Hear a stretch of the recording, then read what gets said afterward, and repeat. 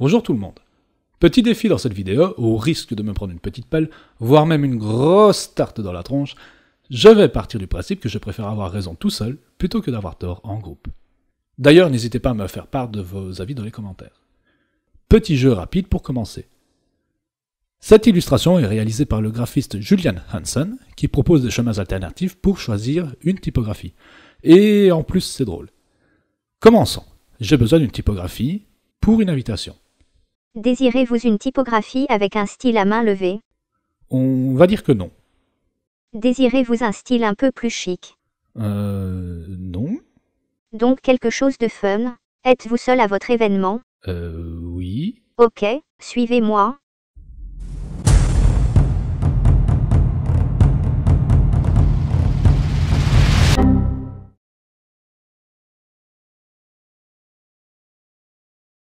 Le Comic Sans est probablement la typographie la plus détestée. De là à figurer dans le top 50 des pires inventions d'après le Times, le magazine du Times, pas la typographie, sur des sites de pétition pour bannir le Comic Sans, détesté par tous les graphistes du monde, et comble de l'ironie, le typographe se nomme Monsieur Connard. Connard. Vu ces déferlements de haine, je me dois d'être l'avocat du diable. Commençons en 1994, Monsieur Connard, ce n'est pas une blague, vous pouvez même voir son site sur connard.com. C'est un typographe américain travaillant pour Microsoft. Nous sommes à l'époque sur Windows 95, et c'est d'ailleurs à cette époque que j'ai découvert Paint avec un super dessin du Bounty. Enfin, soit, petite digression, on s'en fout. Vincent Connard est en charge de créer une typographie pour l'interface de Microsoft Bob. Si vous l'ignoriez, c'est normal, car ça a été un flop complet, et il n'a même pas été adapté sur Windows 98. C'est un programme d'initiation à l'ordinateur pour les novices à l'aide de Rover. Oui, c'est ce chien-là, qui parle, avec des bulles de texte. L'interface utilisée par défaut du Times New Roman. Ce qui déplut à Vincent, on va l'appeler Vincent, trouvant la typographie trop austère et sérieuse pour les débutants. Et ainsi naquit le Comic Sans, avec tellement de retard qu'il ne fut pas intégré au programme. À la boulette. Plus tard, le Comic Sans sera intégré dans l'offre de base de Windows 95 avec Microsoft Publisher, Internet Explorer 3 et dans le Microsoft Comic Chat. Le Comic Sans fait partie de la famille des manuaires, qui évoque l'écriture faite à la main avant l'imprimerie, et met en avant une certaine convivialité. Et c'est en partie l'une des raisons de son succès, mais nous allons y revenir après. Le sans de Comic Sans désigne l'absence d'empattement. Beaucoup de manuaires reflètent leur temps et ont un usage très spécifique. Par exemple, avec une manuaire très connue, la Caroline, qui reflète l'écriture avant l'invention de l'impression au Moyen-Âge. Et ici, d'ailleurs, vous pouvez voir une manuaire avec des empattements, contrairement au Comic Sans. Attention à ne pas confondre les manuaires avec la famille des scripts, où les lettres sont attachées ensemble. À l'origine, notre typographie n'avait aucune variante, aucune graisse et pas d'italique. Elles ont été ajoutées plus tard. Et enfin, en 2014, une nouvelle forme sous le nom de Comic Neu a vu le jour. Plus fine et plus élégante, elle propose un bon nombre de variantes et elle est disponible gratuitement sur le site comicneu.com. Et pour vous faciliter le téléchargement, je vous mets le lien dans la description de la vidéo. On va commencer avec quelque chose de très simple. Regardez l'interface de Microsoft Bob. Nous sommes en 1995. Elle s'adresse avant tout aux enfants et mise en scène comme à la manière d'un jeu. Le but, c'était de remplacer la typographie par du Comic Sans, ici, ou encore ici, et de rendre l'apprentissage moins austère, plus ludique. Les bulles de texte, que l'on nomme plus intellectuellement phylactères, proviennent de l'univers de la BD, et ce choix n'est pas anodin car Vincent s'en est inspiré, de la BD et des comics. D'après mes sources, son inspiration provient de l'écriture de Batman Returns et de The Watchmen, avec des caractères en bas de casse et capitales. Je ne suis pas un pro des comics, mais il me semble que c'est plutôt le style de typographie qu'on peut retrouver dans les BD et les comics qui l'ont inspiré, pas uniquement ces deux-ci. Voilà, à mon sens, je crois que c'est ça. Passons maintenant en l'an 2000. Le jeu Les Sims, qui est mondialement connu pour être l'un des premiers simulateurs de vie, utilise du Comic Sans. Est-ce qu'ils ont eu raison? C'était malade. C'était malade. Pour y avoir joué il y a très longtemps, on y retrouve différents mots-clés. Jeu, enfantin, on y retrouve la gestion d'une interface aussi, ici celle des besoins. Le jeu se veut très coloré, ce qui fait plus référence encore au monde de l'enfance, et les personnages dialoguent également entre eux en utilisant des phylactères à la manière d'une BD. Et c'est toujours le cas 15 ans plus tard, à l'exception du Comic Sans évidemment. Personnellement, je trouve ce choix juste. car ça reflète et regroupe très bien les différents mots-clés listés ici, ce qui nous offre un tout cohérent, de par l'origine de sa création, ici l'apprentissage et la gestion d'une interface destinée à un jeune public, et surtout de son contexte historique. Car par la suite, et déjà un peu avant, cette typographie va en prendre plein la gueule et va pâtir d'une sale réputation. Retournons à l'époque de Windows 95, époque où le Comic Sans a été approuvé par Microsoft. La voici disponible non pas sur Microsoft Bob, mais sur toutes les machines. La sympathie et l'aspect léger, ludique, sont ses qualités très appréciées qui vont rapidement se retourner contre elle, et cela m'amène à sa réputation.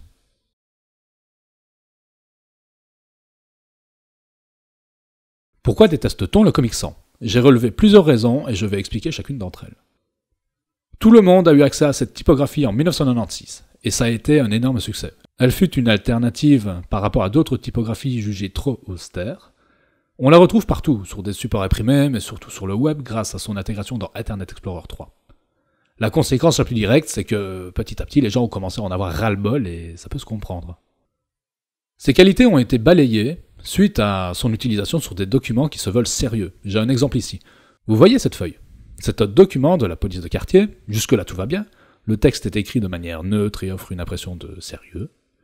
Ensuite vient la deuxième page, avec une lettre écrite à 100% avec du Comic Sans. Et il n'y a pas que ça. Là où il y a du Comic Sans, il n'y a que du Comic Sans. Pas de logo, pas de hiérarchie typographique, rien d'autre. Alors qu'est-ce que ça veut nous dire ? Que chez eux c'est fun ? Qu'on s'amuse ? Qu'il y a quoi que ce soit de ludique ? Je ne doute pas de leurs intentions, mais malheureusement, tout ce que je vois c'est un document qui reflète l'amateurisme absolu. Et c'est là tout le problème, le contexte d'utilisation. On n'utilise pas du Comic Sans, où que ce soit, si vous incarnez quelque chose de sérieux, d'administratif, d'officiel. Cela va même pour une candidature pour un travail, par lettre ou par email. Imaginez votre tête si votre diplôme serait écrit en Comic Sans. Bonjour la réputation de l'école. C'est le deuxième point qui fâche, sa surutilisation dans un contexte qui ne s'y prête pas du tout. Créer une typographie, ça prend énormément de temps. Les typographes utilisent des règles d'anatomie typographique. Elles ont pour objectif de garantir un confort de lecture. Voyez ça comme des standards en fait. Voici le trébuchet, réalisé également par Vincent Connard, donc le même typographe que le Comic Sans. Le premier élément est la ligne de base. C'est sur cette ligne qu'on définit l'alignement à la base des caractères. Ensuite, nous avons la hauteur d'X, qui définit la hauteur des caractères dits en bas de casse. Bas de casse, ça veut dire minuscule. Enfin, la hauteur de capitale, pour la hauteur des lettres en capitale ou en majuscule. Vous pouvez voir que l'alignement est parfait, et qu'aucune lettre ne déborde. Je vous invite à prendre une règle, une latte, et de voir que ces trois notions s'appliqueront sur une typographie dans un magazine, par exemple. Un magazine que vous pourrez trouver facilement chez vous. Pour le Comic Sans, ces trois notions ne s'appliquent pas du tout. C'est en partie pour ça qu'on la juge mal conçue.